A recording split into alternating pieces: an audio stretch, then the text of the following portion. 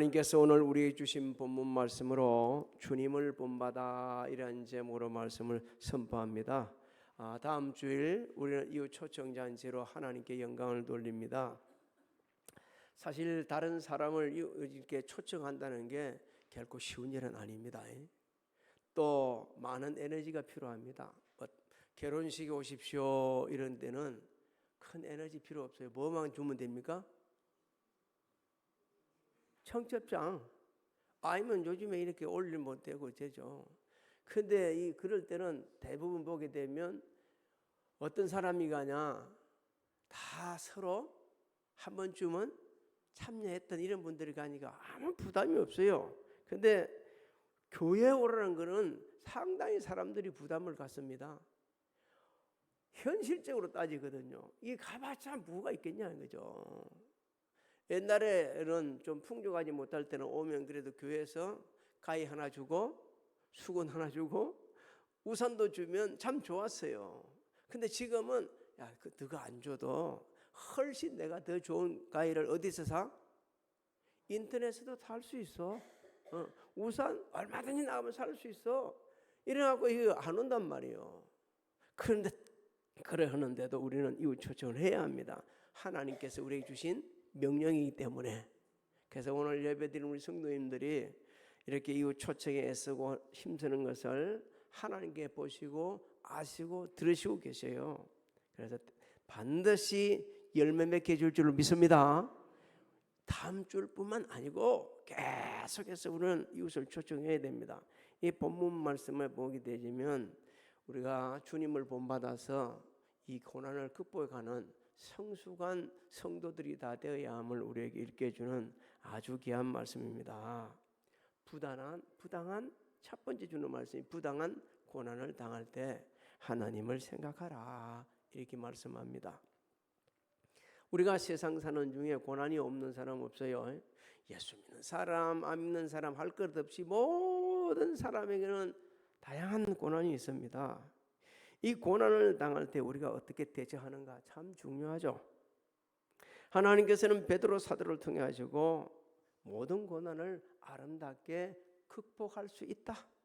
이것을 우리에게 먼저 가르쳐 주시고 있어요. 18절부터 19절을 한번 읽어볼까요? 시작. 사환들아 범사에 두려워함으로 주인들에게 순종하되 선하고 관용하는 자들에게만 아니라 또한 까다로운 자들에게도 그리하라. 부당하게 고난을 받아도 하나님을 생각함으로 슬픔을 참으면 이는 아름다우나. 당시 이 사람들은요 로마 제국에서 노예 생활을 하고 있는 노예를 의미합니다. 이 성경학자 윌리엄 바클레이에 의하면 당시 로마 제국에는요 수백만 명의 노예가 있었다고 합니다. 엄청난 많은 숫자의 노예가 있었다는 거예요. 노예들 중에는 이 까다로운 주인을 만나고 너무 고통스러운 삶을 사는 사람도 있었다고 그러고 또 선하고 간용하는 주인을 만나서 평안한 가운데 생활한 분도 있었다고 합니다. 여러분 이 까다롭다는 단어를 좀 알아야 돼요. 마음이 뒤틀린 자라는 의미입니다. 마음이 뒤틀려 있는데 성품이 온당하지 못해. 그래서 노예들을 아주 가혹하게 대하는 그런 사람들이요. 선하고 간용하는 사람들, 간용하다는 것은 양보하다는 이런 뜻이 있거든요. 엄하지 않고 쉽게 용서하는 마음을 가진 사람들, 이런 사람을 말합니다. 그러니까 까다롭다, 간용하다, 이 두 사람을 이렇게 말씀하고 있는 것은요, 사람의 인격을 말씀하는 거예요. 우리도 자기 자신을 알아요. 나는 어떤 사람? 대답하는다. 나는 까다로운 사람이다 생각하는 사람도 있고 나는 그래도 간용을 베풀 줄 아는 좀 그런 사람이다 이런 분이 있죠. 각자 판단하시기 바랍니다. 근데 예수 믿는 노예들 이 까다로운 주인을 만나고 너무 부당한 그 어려움을 당하고 있는 거예요. 그럴 때 그분들이 하나님을 두려워하는 마음으로 그 두려움을 그 까다로운 그 고통스러운 시간을 잘 극복을 해갔다는 겁니다. 여러분 우리도 불안한 고난을 당할 수도 있는데 이리 당할 때 누구를 생각하라고요? 하나님을 생각하게 되지면 얼마든지 우리도 극복해 갈 수 있다 그렇게 합니다. 그 좋은 본을 보여주신 분이 예수님이세요. 예수님께서는 정말 부당한 고난을 많이 당하셨어요. 영적으로 무지한 유대 종교 지도자들로부터 메시아임에도 메시아 아니라고 아주 거절당합니다. 그뿐입니까? 인격적인 모욕을 당하고 신성모독죄를 뒤집어 씌워갖고 십자가의 못을 박는 기가 막힌 상황, 그 십자가를 지고 골고다 언덕까지 가는 순간, 또 더 나아가서는 그 십자가를 지고 있었을 때 그 고욕, 고통당한 건 이건 인간이 당할 수 없는 최고의, 우리 보통 사람들이 당할 수 없는 거예요. 주님만이 당할 수 있는 가장 극한 상황이었습니다. 그 극한 상황에 예수님은 하나님을 생각하며 죽으시기까지 복종을 하십니다. 빌립보서 2장 6절로 8절을 한번 읽어볼까요? 시작. 그는 근본 하나님의 본체시나 하나님과 동등됨을 취할 것으로 여기지 아니하시고 오히려 자기를 비워 종의 형체를 가지사 사람들과 같이 되셨고 사람의 모양으로 나타나사 자기를 낮추시고 죽기까지 복종하셨으니 곧 십자가에 죽으심이라. 그렇습니다. 주님은 하나님을 생각하며 죽으시기까지 복종하셔서 십자가에서 하나님의 거룩한 뜻을 이루셨습니다. 우리도 사는 중에 부당한 고난을 당하는 경험도 있을 수 있을 거예요. 또 앞으로 안 그랬으면 좋겠지만 그런 고난을 당할 수도 있을 수 있어요. 그럴 때 어떻게 했느냐? 주님은 오늘 우리에게 말씀하십니다. 하나님을 두라는 마음으로 인내하면 그 부당한 고난도 뭐하다고요? 너무 아름답다. 왜 그렇습니까? 하나님께서 그런 성도들을 보면서 너무너무 기뻐 여기세요. 야, 네가 진짜 나를 믿는구나. 네가 나를 의지하는구나. 그래서 예비하신 풍성한 은혜를 베푸시고 피할 길을 주십니다. 시편 31편 19절로 20절을 한번 우리 같이 읽어볼까요? 시작. 주를 두려워하는 자를 위하여 쌓아두신 은혜 곧 주께 피하는 자를 위하여 인생 앞에 베푸신 은혜가 어찌 그리 큰지요. 주께서 그들을 주의 은밀한 곳에 숨기사 사람의 꾀에서 벗어나게 하시고 비밀이 장막에 감추사 말 다툼에서 면하게 하시리이다. 믿습니까? 하나님의 말씀을요 읽을 때는 믿어야 됩니다. 믿고 확신을 해야 돼요. 그리고 삶 속에 적응해야 돼요. 그럴 때에 모든 상황을 극복해 갈 수가 있습니다. 두 번째 주시는 말씀이 선을 행하다가 고난당하는 게 너무너무 아름답다는 거예요. 죄가 있어 고난당하는 거는 그렇게 아름답지 않는데 선을 행하다 고난당하는 게 아름답다. 여러분, 베드로 사도는 죄로 인하여 고난당하는 것은 아무런 유익이 없다는 거예요. 왜? 그 죄값을 치르기 때문에. 선을 행하다 고난받고 참으면 하나님 앞에 아름답다고 말씀하고 있죠. 20절을 한번 읽어볼까요? 시작. 죄가 있어 매를 맞고 참으면 무슨 칭찬이 있으리요. 그러나 선을 행함으로 고난을 받고 참으면 이는 하나님 앞에 아름다우니라. 자, 우리는요 모든 고난이 죄 때문에 온다 이렇게 말하는 분도 종종 있지만 성경은 그렇게 말씀하고 있지 않습니다. 죄 없어도 고난 당할 수 있어요. 그런데 성경은 죄 때문에도 고난이 온다 이렇게 말씀합니다. 북이스라엘 7대 왕인 아합과 왕비인 이세벨, 우상을 섬기다가 하나님 앞에 범죄를 하죠. 그러다가 국가 전체가 기근으로 큰 어려움을 당하고 있습니다. 영적으로 무지한 아합과 이세벨은 이 기근이 하나님의 심판인 줄 모르고 누구 때문에? 엘리야 때문에 당하는 줄 알고 엘리야를 잡아 죽이려고 그렇게 합니다. 이 사람들은 욕심이 그냥 목에 찼어요. 신실한 신하고 의로운 선한 청지기인 나봇의 포도밭을 욕심이 나가지고 그리고 그 나봇의 포도밭을 말이요, 불량배들을 시켜가지고 문수를 조작하고 이렇게 해서 나봇을 무참하게 살해합니다. 나봇만 죽은 게 아니고 성경에 보면 그 아들까지 죽여버려요. 하나님께서 그때까지는, 그 이전까지는 나쁜 악을 해놨는데 참으셨는데 더 이상 참지 못하시고 엘리야를 가지고 보내가지고 아주 강하게 책망을 하십니다. 그리고 그 책망하신 대로 아합도 이세벨도 제약 때문에 생을 마치죠. 열왕기상 22장 37절 38절을 우리 읽어볼까요? 시작. 왕이 이미 죽음에 그의 시체를 메어 사마리아에 이르러 왕을 사마리아에 장사하니라. 그 병거를 사마리아 못에서 씻음에 개들이 그의 피를 핥았으니 여호와께서 하신 말씀과 같이 되었더라. 거기는 장기들이 목욕하는 곳이었더라. 여러분, 초대교회 성도들은요, 신앙을 지키고 선을 행하다가 고난을 당합니다. 그때의 성도들이 그 어려운 시기를 어떻게 극복했냐? 성경은 너무 잘 가르쳐주고 있죠. 함께 있었어요. 여러분, 어려울 때 함께 있어주는 것이 얼마나 행복한지 모릅니다. 얼마나 큰 힘이 되는지 몰라요. 얼마 전에 제가 서울에 처음 올라왔을 때에 같이 살았던 형이 있었어요. 그 할머니가 연세가 그때도 할머니인데 너무 많으신 할머니인데 예수님을 잘 믿으신데 중풍이 걸려서 일어나지를 못하는 어르신이었어요. 근데 그 대소변을 누가 받아내냐? 우리 그 친구가 다 받아내는 거예요. 돌아가실 때까지 다 그랬어요. 그래서 그 아이는, 우리 친구는 안타깝게도 평생을 자기 젊은 날에 할머니 뒷바라지 하다가 결혼을 안 했습니다. 결혼을 안 해버립니다. 지금까지 혼자 살고 있죠.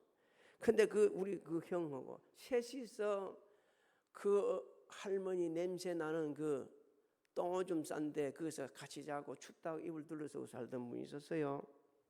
그렇게 살았어요. 그런데 그 형이 돌아가셔서 참 파란만장한 삶을 살다가 돌아가셨죠. 그래서 내가 딱 가려고 그러는데 내가 못 가겠는 거예요. 왜 못 가냐면 너무 내 허리도 안 좋고 또 거기 지금 고대 안암병원에 있는데 그거에 갔다 올 정도 체력이 안 되는 거예요. 웬만하면 갈 건데. 그래도 가려 하니까 나보다 더 지혜로운 우리 사모님이 그래 갖고 안 된다. 주일 예배도 드려야 되고 해야 될 일이 많은데 한 번쯤은 생각해봐라. 그래서 하는 수 없이 못 가고 그냥 머슴만 보냈어요. 좋아. 근데 우리 친구가 전화 온 거예요. 야, 네 그리 힘든 가운데서도 생각하고 조화를 보내줘가지고 그 앞에 두 개를 양쪽에 세워놓는 게 너무 좋았다. 그리고 너무 좋아가지고 위로가 되고 너무 기뻤다고 이렇게 이야기하는 거예요. 제가 안 갔는데도 뭐를 보내줬으니까? 조화만 보내줬는데도 그걸 보고 그리 좋다는 거예요. 하물며 사람들이 어려울 때까지 있을 때 얼마나 힘이 되는지. 여러분, 그래서 고통당하는 사람이 있으면 같이 가줘야 됩니다. 같이 있어줘야 돼요. 초대교회 성도는 그렇지도 않았어요. 물건을 서로 통용합니다. 자기 재산 소유 다 팔아가지고 필요를 있는 사람들 필요를 채워주기까지 했어요. 그 당시 그러다가는 같이 죽을 수 있어요. 같이. 그럼에도 그거 두려워하지 않습니다.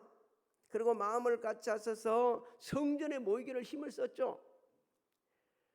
떡을 뗍니다. 순전한 마음으로 음식을 먹고 하나님을 찬양합니다. 놀라운 반전의 역사가 일어났어요. 사도행전 2장 47절에 이렇게 기록되어 있습니다. 하나님을 찬미하며 또 온 백성에게 칭송을 받으니 주께서 구원받는 사람을 날마다 더하게 하시니라. 할렐루야. 이게요, 선을 행하다 고난당하는 사람에게 주시는 하나님의 축복입니다. 여러분, 전도하면서 얼마나 여러분들이 힘이 드는지는 전도해본 사람은 알아요. 전도해본 사람이요. 우리 동네 아파트가 그리 고층 아파트는 아니지만 제일 꼭대기부터 올라가 가지고요 밑에까지 내려오면서 전도지 한번 다 넣어 보십시오. 그걸 몇 동을 하고 나면 다리가 힘이 빠져요. 근데 이상하다. 그 해놔놓고 나면 너무 기뻐요.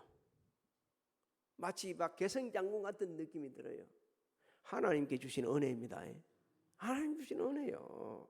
아무면 여러분은요 이웃 초청을 할 때 내가 애쓰고 수고하고 기도하면서 막 전도를 했는데 이분이 그래 참 마지 못해서 아니면 하도 귀찮게 하니까 요번만 딱 한 번이다 하면서 한 번 오게 되지면 얼마나 기쁘겠어요.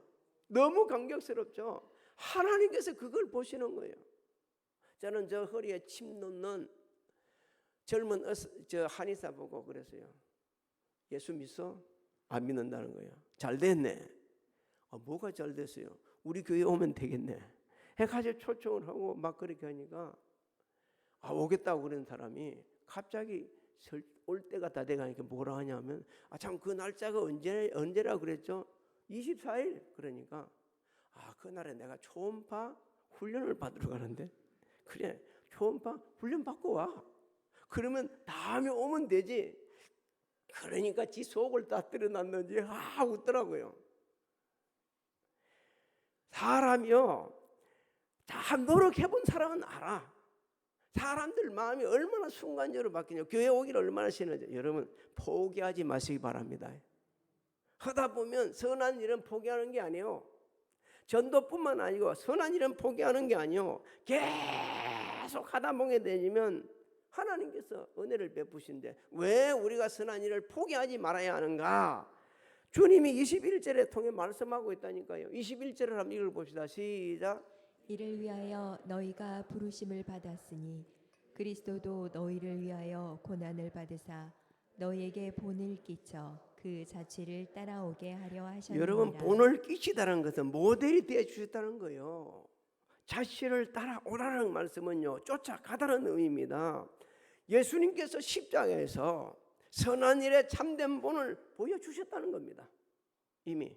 그래서 예수님께서는 우리가 주님의 선하심을 따라오도록 십자가에서 흔적을 남겨놓았다는 거예요. 흔적을.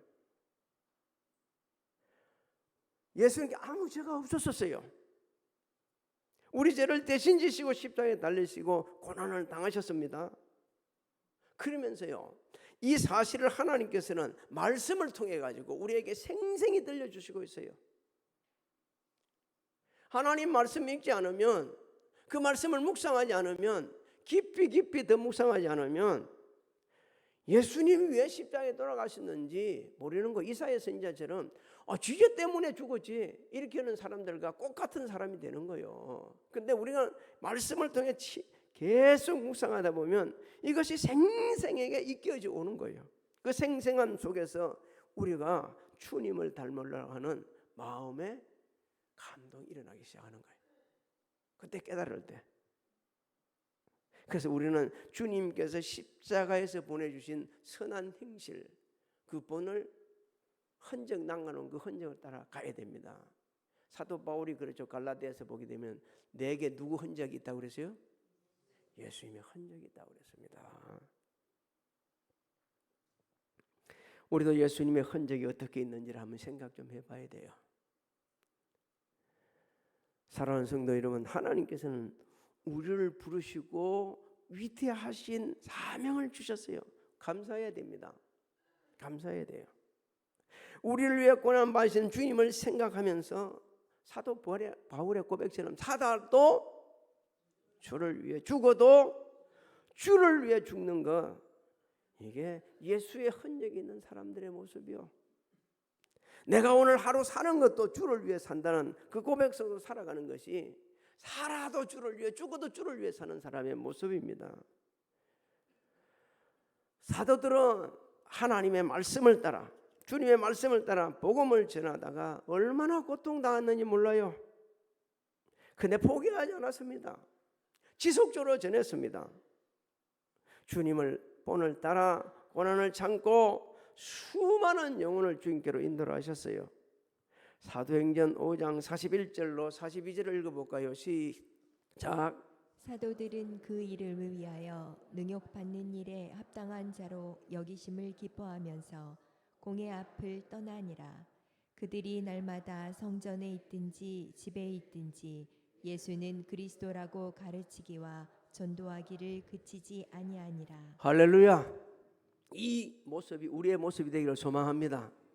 사랑하는 성도 여러분, 사람이 가장 극한 순간이 어떤 순간인가? 하나님 말씀에 순종하기 제일 절호의 찬스입니다. 절호의 찬스예요. 제일 절호의 찬스가 언제냐? 우리가 가장 극한 상황에 있을 때, 그때에 하나님 말씀 붙잡는 거예요. 저는 수없이 경험했어요. 수없이. 절대 예수 안 믿다고 그럽니다. 난 교회 안 간다고 그럽니다.